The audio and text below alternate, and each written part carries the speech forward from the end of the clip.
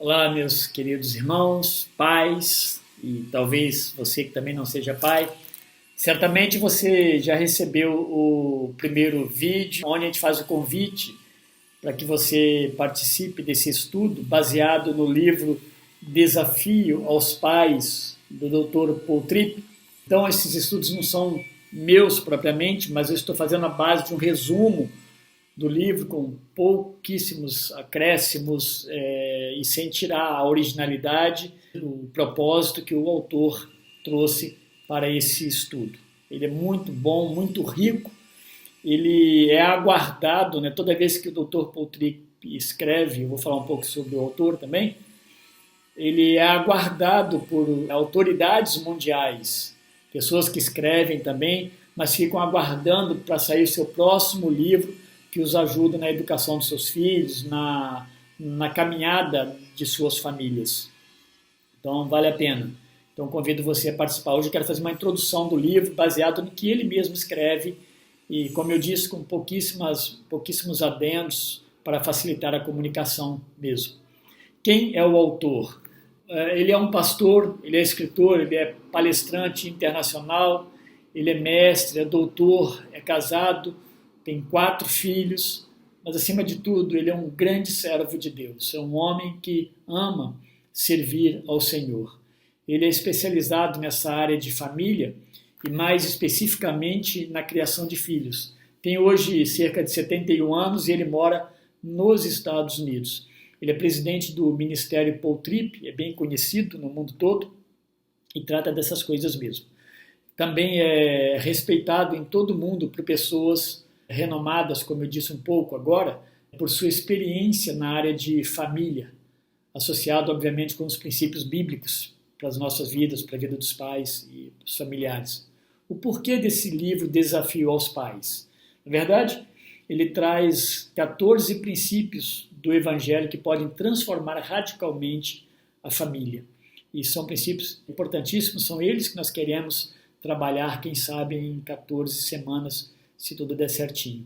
Paul Tripp, ele conta que em suas rotineiras viagens por todo o mundo, encontra-se diversas vezes com milhares de pais que estão exaustos, que lhe pedem estratégias que sejam eficazes para poder criar os seus filhos.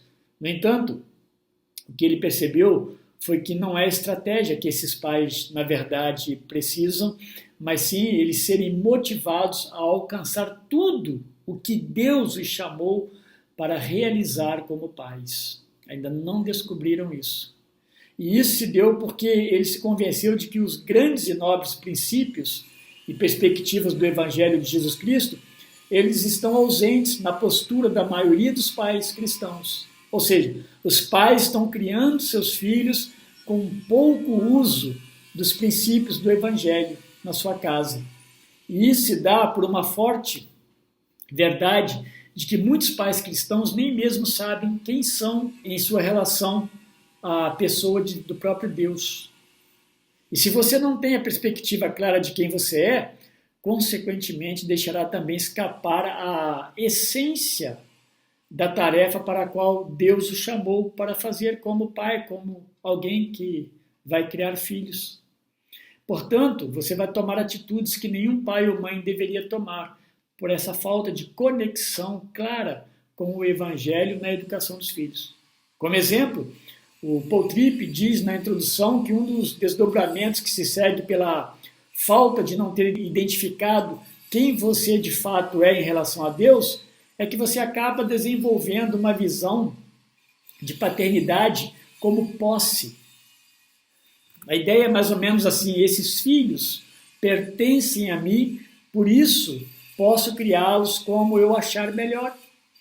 Isso levará a tomar decisões pouco úteis ao longo do tempo e alheias ao extraordinário plano de Deus nesse processo de criação. Quando você pensa que o filho é uma posse sua. Talvez você nem fale isso, mas haja dessa forma. Lembre-se que estamos falando de pais que ainda não perceberam quem é diante de Deus. E a grande maioria parece estar localizada nesse ponto. Por causa disso, a criação dos filhos vai caminhando com um misto de uma visão pessoal e muito racional e também aplicações bíblicas distorcidas muitas vezes. Ao fim, tudo acaba extremamente confuso na mente do filho porque ele não percebe clareza e o evangelho fica para ele como algo muito distante, não essencial. Esse tipo de visão de posse se manifesta através daquilo que os pais desejam para seus filhos e dos seus filhos também. Espera-se que os filhos produzam os resultados que desejam e planejaram. E isso pode ser muito desastroso nesse processo, nessa caminhada. Assim, se você quer ser bem-sucedido nessa tarefa gloriosa de criar filhos de acordo com o que Deus deseja, comece pelo entendimento de que seus filhos, na verdade, não lhes pertencem. Então, a quem pertencem seus filhos? Seus filhos pertencem àquele, na verdade, que os criou. E esse é Deus. Seus filhos pertencem a Deus. Salmo 127:3 diz assim: eis que os filhos são herança do Senhor. Nós somos apenas instrumentos de Deus nessa gloriosa função. Assim, não é o seu plano, por mais bem intencionado que ele possa parecer, mas o plano de Deus. E ele deseja que vocês sejam agentes dele na vida daqueles que foram criados à sua imagem e confiados ao seu cuidado como pai e como mãe. Essa posição intermediária de representantes de Deus, a Bíblia chama de embaixador.